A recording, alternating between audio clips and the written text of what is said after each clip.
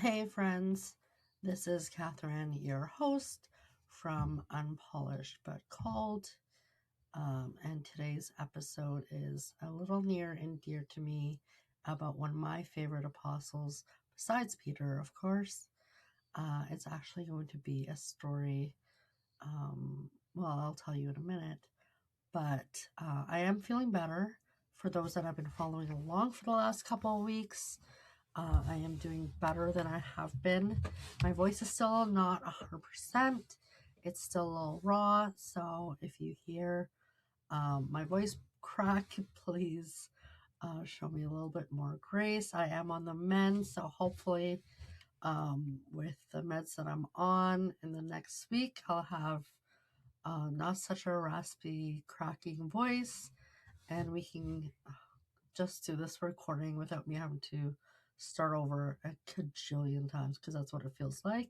This is probably already take number 5, as I've had to break out into a wicked cough. So, but let's just get into it. So this is Unpolished but Called, because that is definitely what this is today. And we are going to start with Matthew's story. And it begins in a place most of us would rather skip over quickly. Not with a calling, not with wonder, not even with curiosity about Jesus. Matthew's story begins with reputation, with side glances and silence when he entered a room, with assumptions that hardened into labels long before anyone bothered to ask why he lived the way he did. Matthew wasn't misunderstood, he was categorized. And anyone who's ever been categorized in school, because kids in school can be cruel sometimes, you know how that can be. And once you're in that position, it becomes very difficult for anyone to imagine them as anything else. But that is exactly what makes Matthew's story matter. Not because he was flawless once he followed Jesus, but because he wasn't overlooked despite his past. He was called in the middle of it. Today, we're going to be sitting with Matthew, the tax collector, who carried a past that refused to stay quiet, and a purpose that proved stronger than his shame. So Matthew lived with the kind of past that announces itself before you do. In his world, being a tax collector wasn't just a job. It was a statement, a declaration that you had chosen allegiance to Rome over loyalty to your own people. It meant collecting money for an occupying power, often through systems designed to reward exploitation.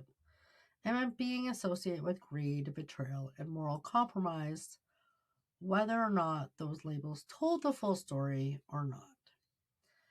And once that reputation settled in, it clung tightly. So you can imagine how that shaped the way people looked at him. Conversations likely ended when he approached. Invitations probably stopped coming. Religious leaders used men like him as probably cautionary tales. He would have been excluded from respectable society in quiet but unmistakable ways. Not always with shouting or confrontation, but probably just with absence, silence, and distance. The slow realization that you no longer belong to anywhere that feels clean or safe.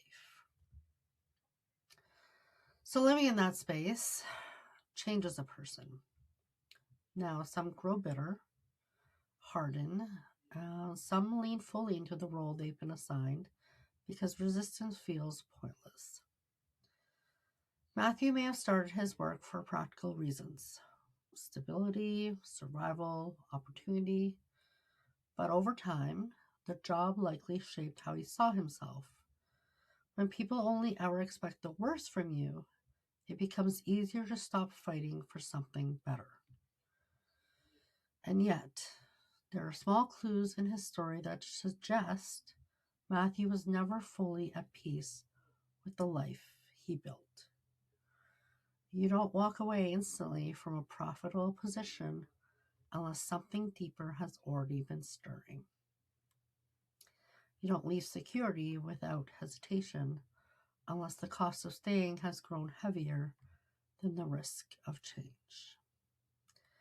Matthew's willingness to follow Jesus immediately tells us that his story has been quietly preparing for that moment long before Jesus ever spoke.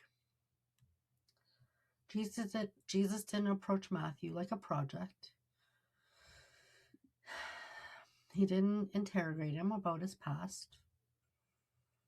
He didn't demand public repentance before offering relationship. He didn't wait until Matthew showed signs of reform. He just saw him at work, in the middle of compromise, in the middle of his routine, and called him anyways. That matters more than we often realize. Because many of us assume Jesus calls people after they've cleaned up their lives. But Matthew shows us the opposite. Jesus calls first, and then transformation happens after. What makes Matthew's response so striking isn't just that he followed, but how completely he did so. There's no record of him lingering, negotiating, or hesitating. He left his booth, his income, his identity, his protection, and walked away from a life that had defined him for years. And that kind of decision doesn't come from impulse. It comes from readiness. From a soul that has already decided this can't be the whole story. One of the most revealing moments in Matthew's early discipleship is the gathering he hosts afterward. He doesn't curate a respectable guest list to impress Jesus. He invites people like himself, outsiders, social liabilities, those who knew what it meant to be unwelcome. Matthew didn't distance himself from his past. He opened his door to it and brought Jesus right into the center. That choice tells us something essential about his character. He wasn't trying to reinvent himself through image management. He wasn't attempting to erase his history. He was allowing Jesus to meet people exactly where they were, just as he himself had been met. And that's not performative faith, the kind that understands grace that is something meant to be shared. That understands grace as something to be shared, not hoarded.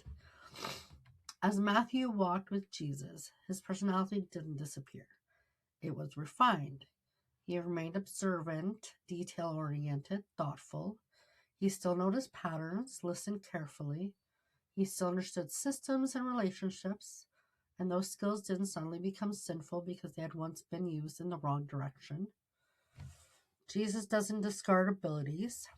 He redeems them. Matthew's mind, once trained on accounting and structure, would later become one of the most important tools in preserving the story of Jesus for generations to come. But before that, there was the long, quiet work of discipleship. Walking dusty roads, watching Jesus interact with people who looked nothing like religious leaders. Seeing compassion offered where condemnation was expected. Listening to teaching that dismantled shallow righteousness and exposed the heart of God as patient, intentional, and deeply personal.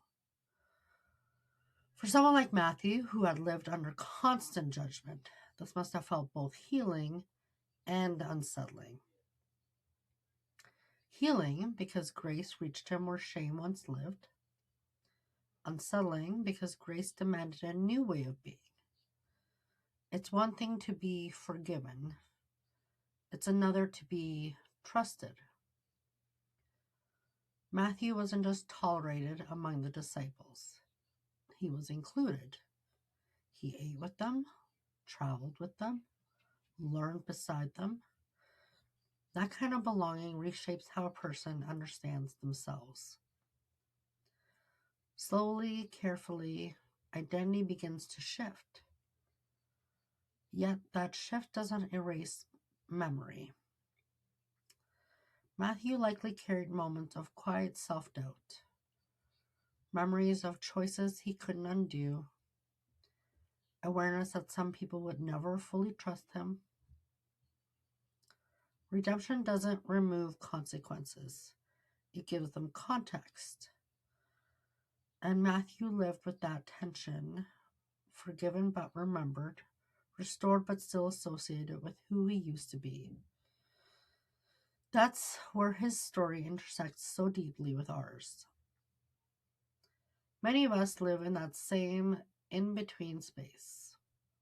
We follow Jesus sincerely, yet our past still whispers. We know grace is real, but shame has a long memory. Matthew shows us that discipleship isn't about pretending those whispers don't exist. It's about continuing to walk forward anyways. What makes Matthew important as an apostle isn't dramatic personality or public boldness. It's his quiet faithfulness, his willingness to stay, to learn, to let Jesus redefine his worth over time. He didn't need to lead every conversation or stand at the front of every moment. His contribution was steadiness, presence, integrity rebuilt slowly through consistency rather than spectacle. And when Jesus looked at Matthew, he didn't see a liability. He saw a man who understood mercy because he had desperately needed it. That kind of disciple carries a unique authority. Not the authority of moral superiority, but the authority of lived grace. Matthew knew what it meant to be called unworthy and to be chosen anyways. That knowledge shaped everything that followed. After the resurrection, Matthew stepped into a version of faith that no longer relied on proximity to Jesus. The voice he once followed down roads and through crowds now echoed in memory, conviction, and purpose. For many of the disciples, this transition was jarring. Jesus had been their center of gravity. Without him beside them, the world felt suddenly larger, more dangerous, more demanding. But Matthew was no stranger to living in tension. He had spent years occupying the uncomfortable space between belonging and rejection, security and shame. So that experience, painful as it was, had quietly prepared him for what came next. Where others felt disoriented, Matthew leaned into intention. He had listened carefully during his years with Jesus. He noticed patterns others overlooked. He paid attention to details, not out of obsession, but out of respect for truth. He understood that stories matter most when they're preserved accurately, when memory doesn't drift into myth. So, while some disciples traveled wildly preaching, Matthew began doing something just as essential. He started to gather the story. The gospel that bears his name reflects the man himself. It's structured, deliberate, deeply rooted in continuity. Oh my goodness. Continuity. Matthew didn't present Jesus as an isolated miracle, worker detached from history. He framed him as fulfillment, as the long-awaited answer to promises whispered through generations. That choice wasn't accidental. Matthew understood what it meant to be misunderstood, to be misread, to be judged without context. So he gave context. He anchored Jesus in lineage, prophecy, and purpose, weaving together the old and the new with care. This mattered profoundly in the early church. Many believers were wrestling with how Jesus fit into the story they had always known. Matthew helped them see that faith wasn't an abandonment of their history, it was its completion. That insight could only come from someone who had lived with the weight of history pressing down on him. Someone who knew how easily a narrative could define or distort a life. Matthew didn't want Jesus misunderstood the way he himself had been. As persecution increased and the early church spread outward, Matthew didn't retreat into obscurity. Tradition suggests he traveled, likely to regions far beyond Judea, possibly Ethiopia, Persia, or other parts of the East. The exact routes blur with time, but the shape of his mission remains clear. He carried the gospel the same way he lived it. Steadily, faithfully, without theatrics. He didn't arrive as a conqueror, he arrived as a witness. Wherever he went, he carried credibility, not because of status, but because of transformation. People could see the change. A man who once benefited from oppression now preached liberation of the soul. A man who once collected wealth now invested his life in people. A man who once served empire now served a kingdom not built on force or fear. That contrast spoke louder than any argument. Matthew's past didn't disappear after he followed Jesus. It followed him as a testimony. In every place he taught, he embodied the message that no one is beyond redemption. He didn't present himself as morally superior. He presented himself as changed. And that distinction matters. Moral superiority repels. Transformation invites. People could see themselves in him. They could hear hope where their once assumed judgment waited. Living this way wasn't easy. Redemption doesn't make you universally welcomed. Some people never forget who Matthew used to be. Others rejected his message precisely because of it. Yet, Matthew didn't attempt to defend his reputation. He let his life speak. That kind of restraint requires deep security, the kind that comes from knowing who called you and why.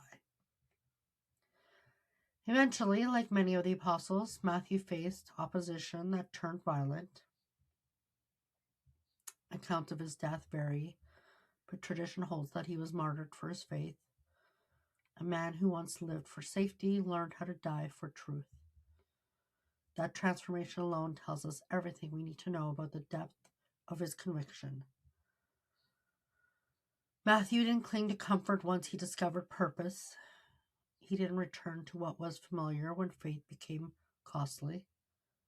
He stayed the course. And there's something sobering about that. We often admire martyrdom from a distance, imagining it as a single dramatic moment. But Matthew's faithfulness was built long before his death. It was shaped in small daily decisions, in choosing integrity over profit, in choosing obedience over self-preservation, in choosing truth over control. By the time his life was demanded of him, he had already surrendered it piece by piece. And that's why his legacy continues to matter. Matthew shows us that discipleship isn't about erasing who you were. It's about allowing God to redeem every chapter, even the ones you'd rather forget. His story tells us that skills developed in broken seasons can still serve holy purposes. That a complicated past doesn't disqualify you from meaningful impact.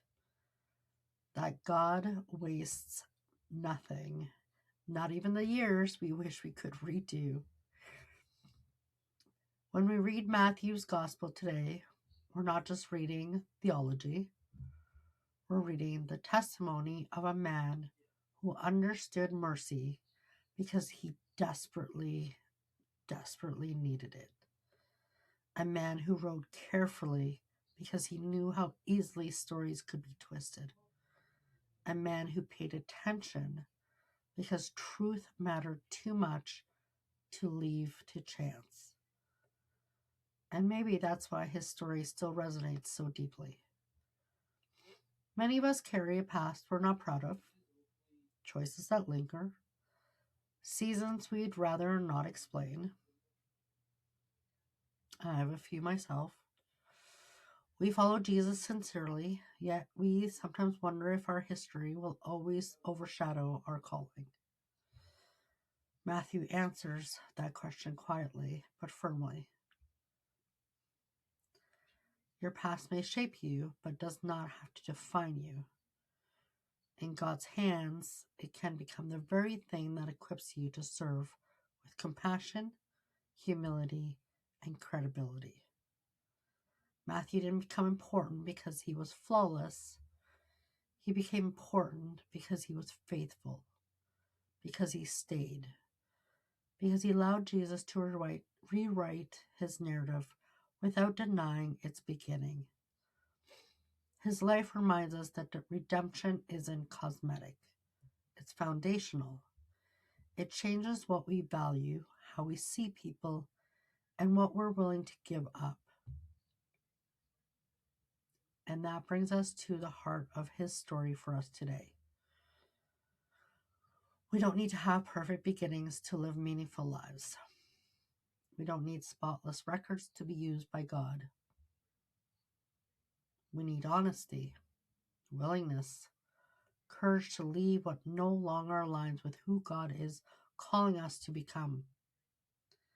Matthew shows us that calling often comes while we're still sitting in the middle of our mess.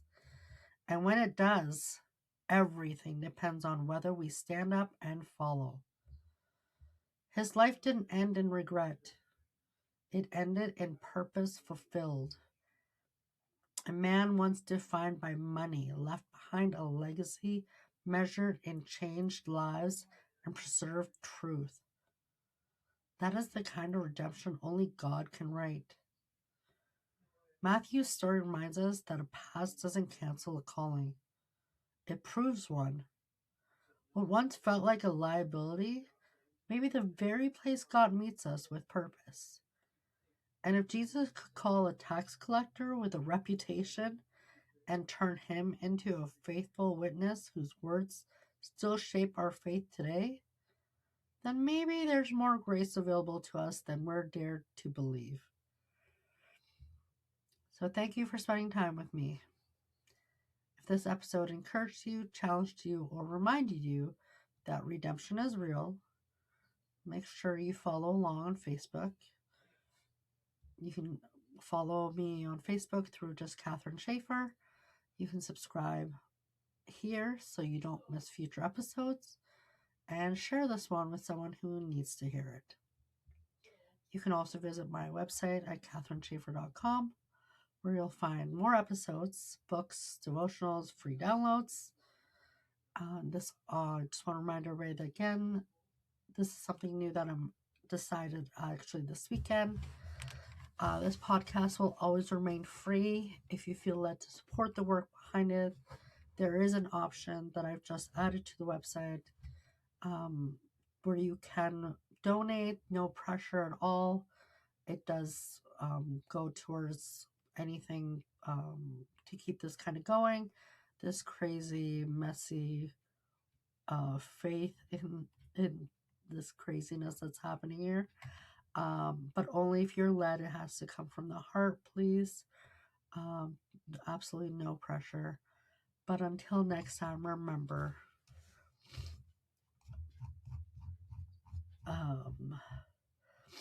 your past,